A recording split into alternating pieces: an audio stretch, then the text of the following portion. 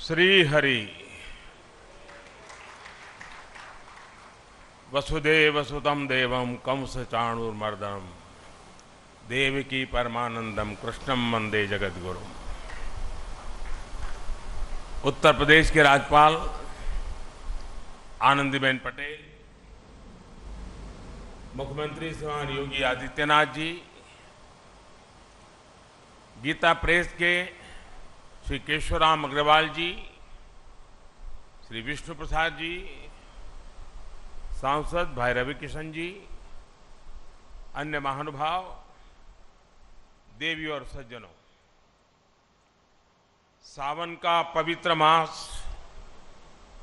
इंद्रदेव का आशीर्वाद, शिवावतार गुरु गोरखनाथ की तपोस्थली और अनेक संतों की कर्मस्थली ये गीता प्रेस गोरखपुर। जब संतों का आशीर्वाद फलीभूत होता है तब इस तरह के सुखद अवसर का लाभ मिलता है। इस बार का मेरा गोरखपुर का दौरा विकास भी विरासत भी इस नीति का एक अद्भुत उदाहरण है।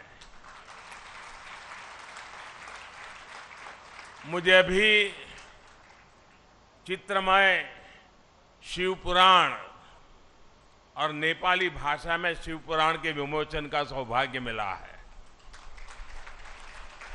गीता प्रेस के इस कार्यक्रम के बाद मैं गोरखपुर रेलवे स्टेशन जाऊंगा।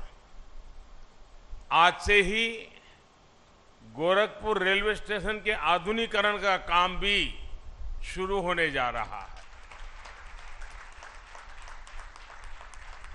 और मैंने जब से सोशल मीडिया पर इसकी तस्वीरें डाली हैं, लोग हैरान होकर के देख रहे हैं।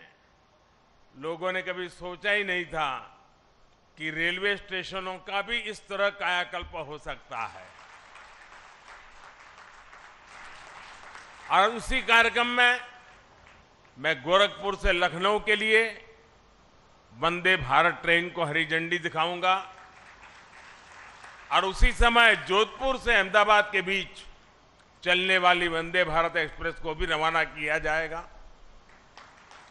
वंदे भारत ट्रेन ने देश के मध्यम वर्ग को सुविधाओं और सहूलियतों के लिए एक नई उड़ान दी है। एक समय था जब नेता लोग चिट्ठियां लिखा करते थे कि हमारे क्षेत्र में इस ट्रेन का एक जरा हॉल्ट बना लें, उस ट्रेन का हॉल्ट बना लें। आज देश के कोने कोने से नेता मुझे चिट्ठियां लिखकर कहते हैं कि हमारे क्षेत्र से भी वंदे भारत चलाइए। ये वंदे भारत का एक क्रेज है।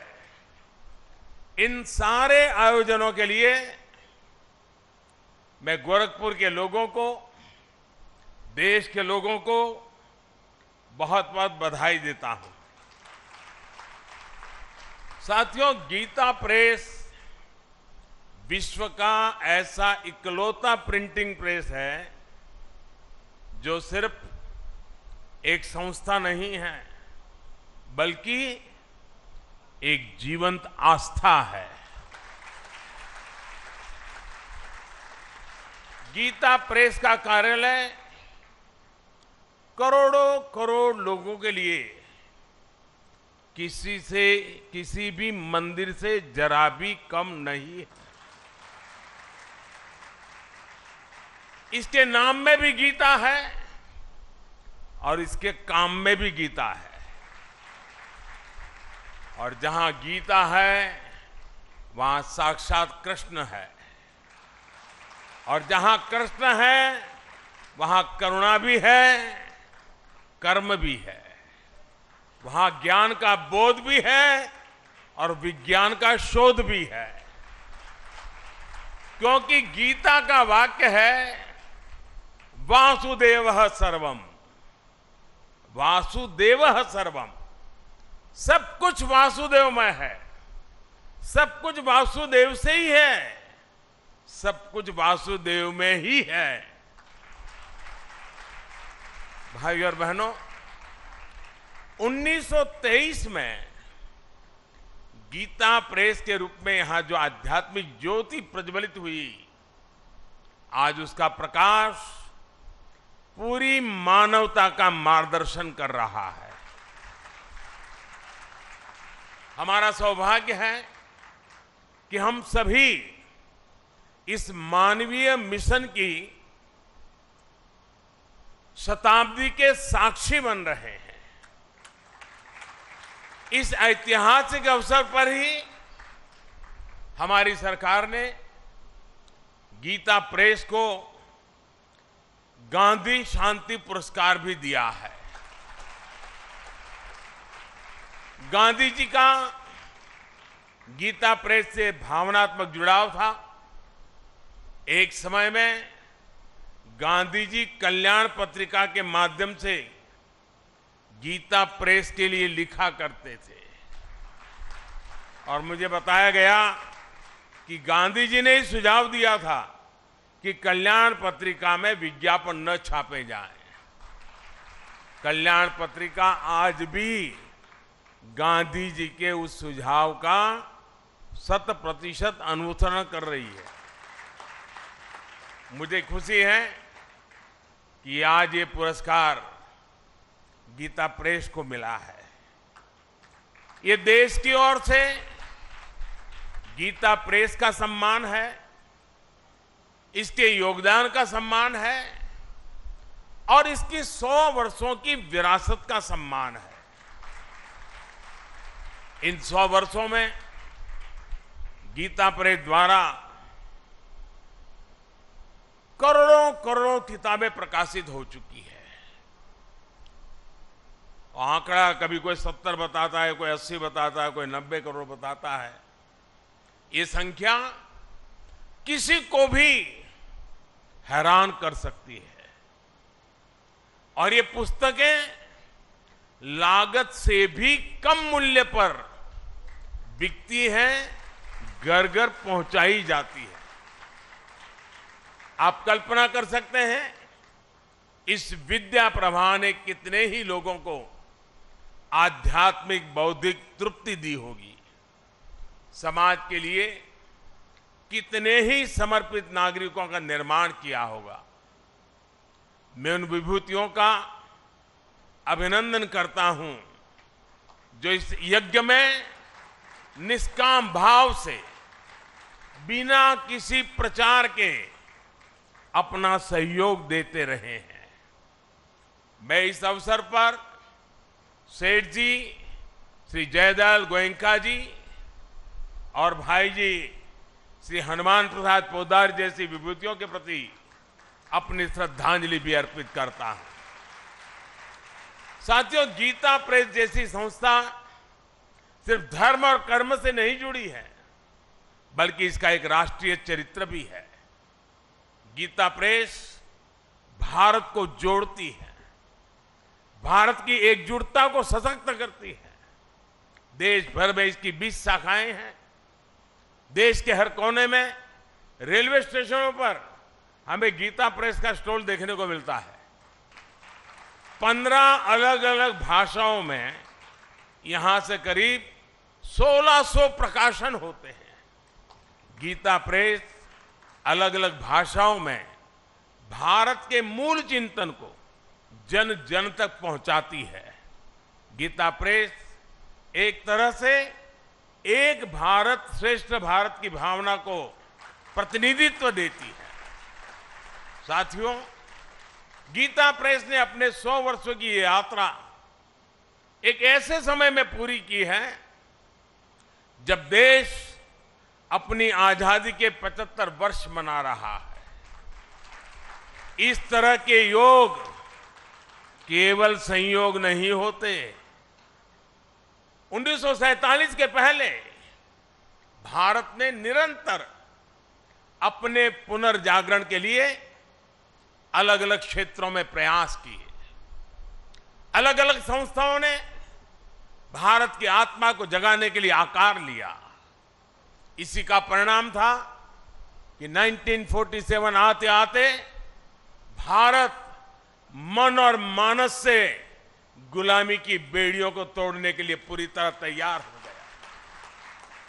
गीता प्रेस की स्थापना भी इसका एक बहुत बड़ा आधार बनी। 100 साल पहले का ऐसा समय जब सदियों की गुलामी ने भारत की चेतना को धूमिल कर दिया था। आप भी जानते हैं कि इससे भी सैकड़ों साल पहले विदेशी आक्रांताओं ने हमारे पुस्तकालयों को जलाया था। अंग्रेजों के दौर में गुरुकुल और गुरु परंपरा लगभग नष्ट कर दिए गए थे। ऐसे में स्वाभाविक था कि ज्ञान और विरासत लुप्त होने की कगार पर थे।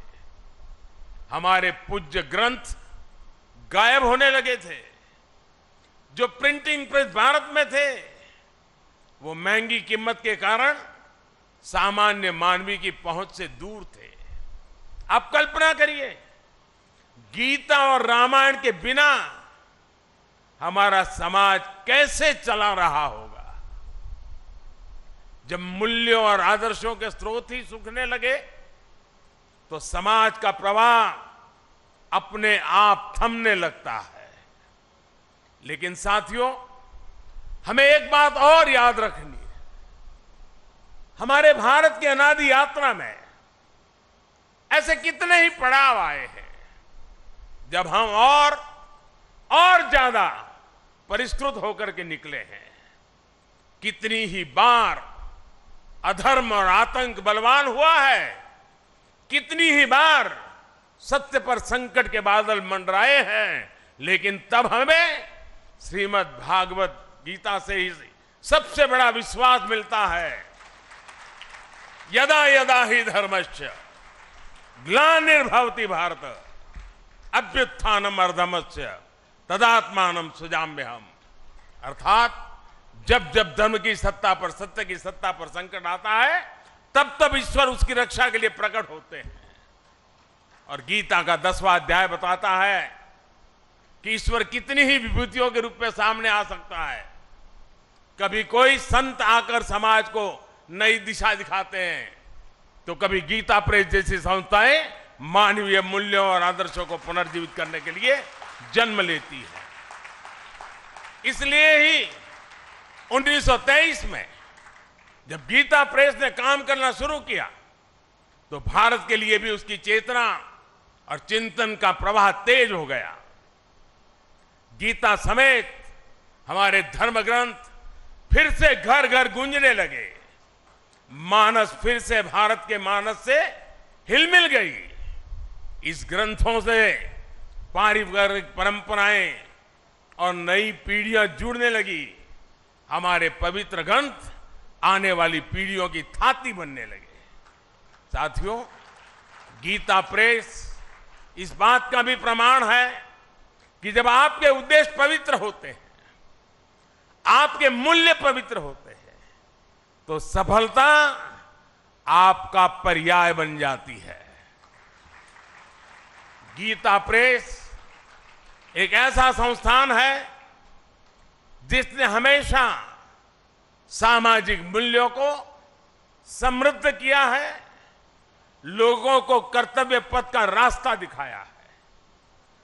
गंगा जी की स्वच्छता की बात हो, योग विज्ञान की बात हो, पतंजलि योग सूत्र का प्रकाशन हो, आयुर्वेद से जुड़ा आरोग्य अंक हो, भारतीय जीवन शैली से लोगों को परिचित करवाने के लिए जीवनचर्या अंक हो, समाज में सेवा के आदर्शों को मजबूत करने के लिए सेवा अंक और दान महिमा हो, इन सब प्रयासों के पीछे राष्ट्र सेवा की प्रेरणा जुड़ी रही है। राष्ट्र निर्माण का संकल्प रहा है। साथियों, संतों की तपस्या कभी निष्फल नहीं होती। उनके संकल्प कभी शून्य नहीं होते। इन्हीं संकल्पों का परिणाम है कि आज हमारा भारत सफलता के नित्य नए आयाम स्थापित कर रहा है। मैंने लाल किले से कहा था, और आपको याद होगा, मैंने लाल किले से कहा था कि ये समय गुलामी की मानसिकता से मुक्त होकर अपनी विरासत पर गर्व करने का समय है। और इसलिए शुरुआत में भी मैंने कहा, आज देश विकास और विरासत दोनों को साथ लेकर चल रहा है। आज एक और भारत डिजिटल टेक्नोलॉजी में नए रिकॉर्ड बना रहा है, तो साथ ही सदियों बाद काशी में विश्वनाथ धाम का दिव्य स्वरूप भी देश के सामने प्रकट हुआ है। आज हम वर्ल्ड क्लास इंफ्रास्ट्रक्चर बना रहे हैं, तो साथ ही केदारनाथ और महाकाल महालोक जैसे तीर्थों की भव्यता के साक्षी भी बन रहे हैं। सदियों बाद अयोध्या में भव्य राम मंदिर का सपना, हमारा सपना पूरा होने जा रहा है। हम आजादी के 75 साल बाद भी अपनी नौसेना के झंडे पर गुलामी के प्रतीक चिन्ह को ढो रहे थे। हम राजधानी दिल्ली में भारतीय संसद के बगल में अंग्रेजी परंपराओं पर चल रहे थे। हमने पूरे आत्मविश्वास के साथ इन्हें बदलने का काम किया है। हमने अपनी धरोहरों को, भारतीय विचारों को वो स्थान दिया है जो उन्हें मिलना चाहिए था। इसलिए अब भारत की नौसेना के झंडे पर छत्रपति शिवाजी महाराज के समय का निशान दिखाई दे रहा है। अब गुलामी के दौर का राजपथ कर्तव्य पथ कर बनकर कर्तव्य भाव की प्रेरणा दे रहा है। आज देश की जनजातीय परंपरा का सम्मान करने के लिए देश भर में जनजातीय स्वतंत्रता सेनानी म्यूजियम बनाए जा रहे हैं। हमारी जो पवित्र प्राचीन मूर्तियां चोरी करके देश के बाहर भेज दी गई थी, वो भी अब वापस हमारे मंदिरों में आ रही है। जिस विकसित और आध्यात्मिक भारत का विचार हमारे मनीषियों ने हमें दिया है, आज हम उसे सार्थक होता हुआ देख रहे हैं। मुझे विश्वास है हमारे संतों, ऋषियों, मुनियों, उनकी आध्यात्मिक साधना भारत के सर्वांगीण विकास को ऐसे ही ऊर्जा देती रहेगी। हम एक नए भारत का निर्माण करेंगे और विश्व कल्याण की अपनी भावना को सफल बनाएंगे। इसी के साथ आप सभी का इस पवित्र अवसर पर मुझे आपके बीच आने का मौका दिया, और मुझे भी इस पवित्र कार्य में कुछ पल के लिए क्यों नहीं आपके बीच बिताने का अवसर मिला। मेरे जीवन का इस सद्भाग्य है। आप सबका मैं फिर से एक बार हृदय से बहुत बहुत धन्यवाद करता हूं, बहुत बहुत शुभकामनाएं देता हूं। वीके न्यूज उत्तर प्रदेश उत्तराखंड, सच का सारथी।